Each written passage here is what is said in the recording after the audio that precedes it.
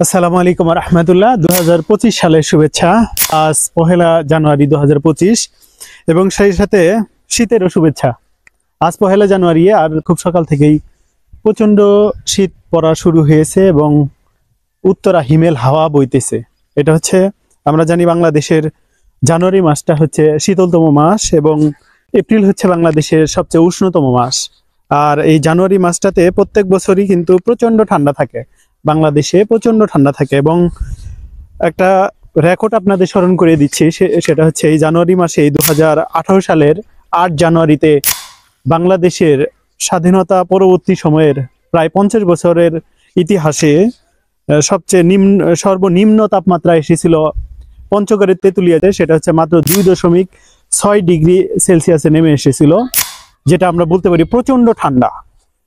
এবং এটা কিন্তু অনেক বছর পর পর হয়, যেমন 1971 সালের পর থেকে এটাই ছিল 50 বছরের মধ্যে সর্বনিম্ন তাপমাত্রা। এবার বলা যায় না কত নিম্নতে নামতে পারে। এছাড়াও 1968 সালের একটা রেকর্ড রয়েছে, সেটা হচ্ছে সিলেটের শ্রীমঙ্গলে 2.7 ডিগ্রি সেলসিয়াস তাপমাত্রায় নেমে এসেছিল। এবং এটা আমরা যদি বলি, সেটা হচ্ছে তীব্র শৈত্য প্রবাহ। আবহাওয়াবিদদের একটা জরিপ রয়েছে, একটা গবেষণা রয়েছে, সেটা হচ্ছে তাপমাত্রা যদি 6 ডিগ্রি সেলসিয়াসের নিচে থাকে সেটাকে বলা হয় তীব্র শৈত্য প্রবাহ, এবং 6 থেকে 8 ডিগ্রি সেলসিয়াসের মধ্যে যদি থাকে সেটাকে বলা হয় মাঝারি শৈত্য প্রবাহ, এবং যদি 8 থেকে 10 ডিগ্রি সেলসিয়াসের মধ্যে থাকে সেটা মোটামুটি হচ্ছে মৃদু শৈত্য প্রবাহ বলা হয়। তো বাংলাদেশের ইতিহাসে মোটামুটি ভাবে আমরা যেটা দেখি, পঞ্চগড়, যেহেতু পঞ্চগড় জেলাকে বলা হয় হিমালয় কন্যা, এই পঞ্চগড়ে সবচেয়ে ঠান্ডা রেকর্ডটা প্রত্যেক বছর খুব বেশি থাকে। এবারও আশা করা যায়। তবে আমাদের এই বর্তমানে অর্থাৎ পহেলা জানুয়ারি আজকে জামালপুর জেলার, স্পেসিফিক্যালি যদি বলি দেওয়ানগঞ্জ উপজেলার কথা, আজকে তাপমাত্রা হচ্ছে আমাদের এই এরিয়ার মধ্যে 20 ডিগ্রি সেলসিয়াস, এবং এটা একটু আপ ডাউন হচ্ছে সময়ে সময়ে। এবং আমরা এই দিক থেকে, যদিও বাতাসটা দেখা যাচ্ছে না বাট ফিল করা যাচ্ছে, উত্তর দিক থেকে একটা হিমেল হাওয়া, যেটা শরীরকে কামড়ানোর মতো একটা ঠান্ডা আমরা ফিল করতেছি। এবং চতুর্দিকে কুয়াশাও রয়েছে। আর এই আমরা আমাদের জলবায়ুগত পরিবর্তনের কারণে গরম সময়টাতে, মানে উষ্ণ ঋতু বা গ্রীষ্মকালে আমরা প্রচন্ড গরম ফিল করি। তো আমরা এক সময় বাংলাদেশকে ষড় ঋতু দেশ বলতাম এবং সেটা রচনাও লিখতাম, কিন্তু বর্তমানে আমরা সবচেয়ে বেশি 3টা ঋতু ফিল করি। সেটা হচ্ছে এই জানুয়ারি আসলে শীতকালটা বেশি ফিল করি, আর পুরো বছরটাই প্রায় আমরা গ্রীষ্মকালটাই বেশি ফিল করি, মানে গরমটা ফিল করি বেশি।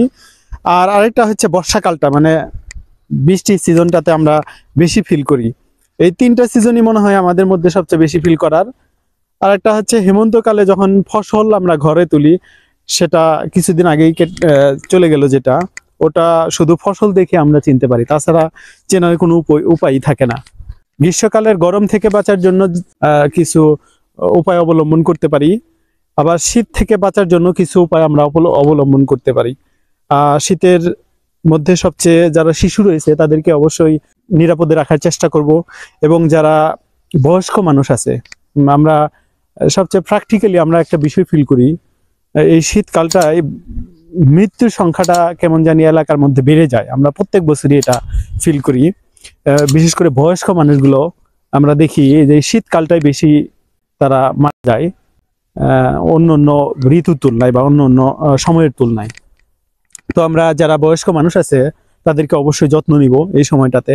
তাদেরকে খুব বেশি ঠান্ডা লাগানোর যে যে অবস্থাটা, এরকম হতে দিব না। এবং যারা শিশু রয়েছে, কোনো কিছু বুঝাতে পারে না, অন্যদেরকে কথা বলতে পারে না, তো তাদেরকেও আমরা নিরাপদে রাখার চেষ্টা করব।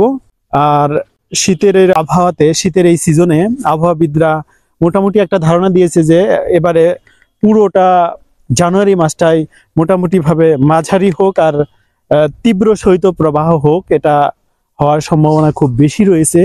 আবহাওয়াবিদরা গতকালই, সেটা হচ্ছে 31 ডিসেম্বরই, এটা আবহাওয়া অফিস থেকে, তারা আবহাওয়া অধিদপ্তর থেকে তারা ঘোষণা দিয়েছে। এবং ইভেন তারপরে বলেছে যে জানুয়ারি মাস ছাড়াও জানুয়ারি ফেব্রুয়ারির প্রায় মাঝামাঝি সময়টা পর্যন্ত এরকম শৈত্য প্রবাহ, হিমেল হাওয়া, উত্তরা বাতাস এরকম প্রবাহিত হওয়ার খুব সম্ভাবনা রয়েছে। এক্ষেত্রে আমরা নিজেরা নিজেদেরকে নিরাপদ রাখার চেষ্টা করি এবং আমাদের অনুকূলে যারা শিশু বয়স্ক আছে তাদেরকে নিরাপদে রাখার জন্য আমরা অবশ্যই সচেতন থাকব। তো এতক্ষণ সাথে থাকার জন্য অসংখ্য ধন্যবাদ। শীতের এই সিজন নিয়ে এবং 2025 সালের নতুন বছরের নতুন দিনে এই ছিল আমার বার্তা বিবেকের চোখ থেকে। সবাইকে শুভেচ্ছা জানিয়ে আবারও শেষ করছি। আসসালামু আলাইকুম রহমতুল্লাহ।